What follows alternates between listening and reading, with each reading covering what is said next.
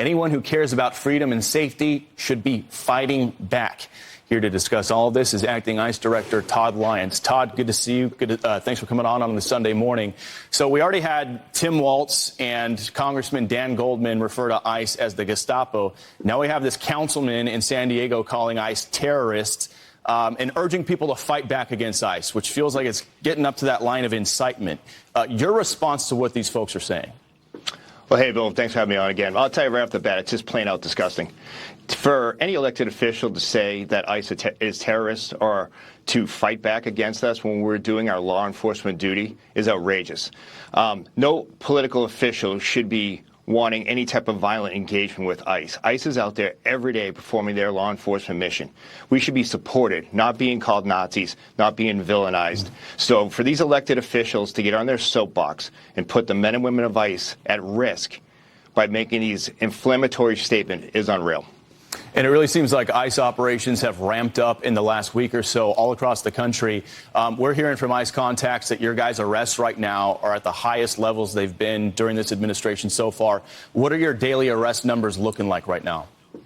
You know, Bill, every day the men and women of ICE are out there doing their law enforcement duty. And, you know, under Secretary Noem and under President Trump's administration, we're actually allowed to enforce all the laws that are on the books. So right now we're sitting at just over 1,600 arrests a day. ICE can do more. We will do more. There are more public safety threats and criminal aliens out there that we need to get.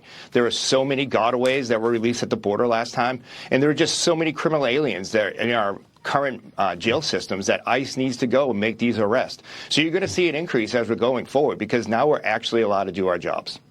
I had a chance to embed with some of your teams in the Boston area this week where they picked up all sorts of egregious public safety threats, murderers, child rapists.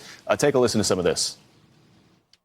ICE quickly moves on its first target and arrests him. He's a Salvadoran illegal alien on El Salvador's most wanted list. ICE then arrested this Salvadoran illegal alien who was previously convicted of child rape. We joined ICE as they also arrested this Colombian illegal alien facing pending charges for sexual assault of a child. Todd, you were the former chief of ICE in Boston. You know the area well. You know what the agents have to deal with out there. All these guys were just out on the streets. Is Massachusetts and the Boston area, in your opinion, like the most uncooperative jurisdictions in the country when it comes to ICE?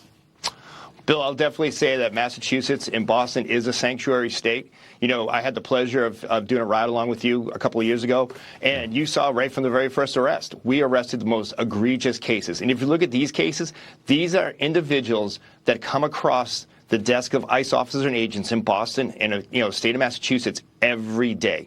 So while you were already out there with this team, more criminal aliens that day were being arrested. We're getting ready to release some really great numbers from an operation we ran up there, and it just shows that even though we've increased our presence, we're arresting more criminal aliens, our work is not done in Boston. And I take the Boston office personally because that is where I'm from, and I know the men and women there, and they're great officers. And you see these types of criminals right here. These aren't the people you want in your neighborhood. You were with the team while they arrested someone, a known rapist that re-entered the country that was living across from a playground. Is that the individual you want in your neighborhood? Yeah, and hard to believe any politicians out there would be against ICE removing murderers and child rapists from local streets. Todd Lyons, Acting ICE Director, thank you so much for your time this morning. Good to see you. Thanks, Bill. Great seeing you. Yep. Well, still to come, the biological male who won big at California's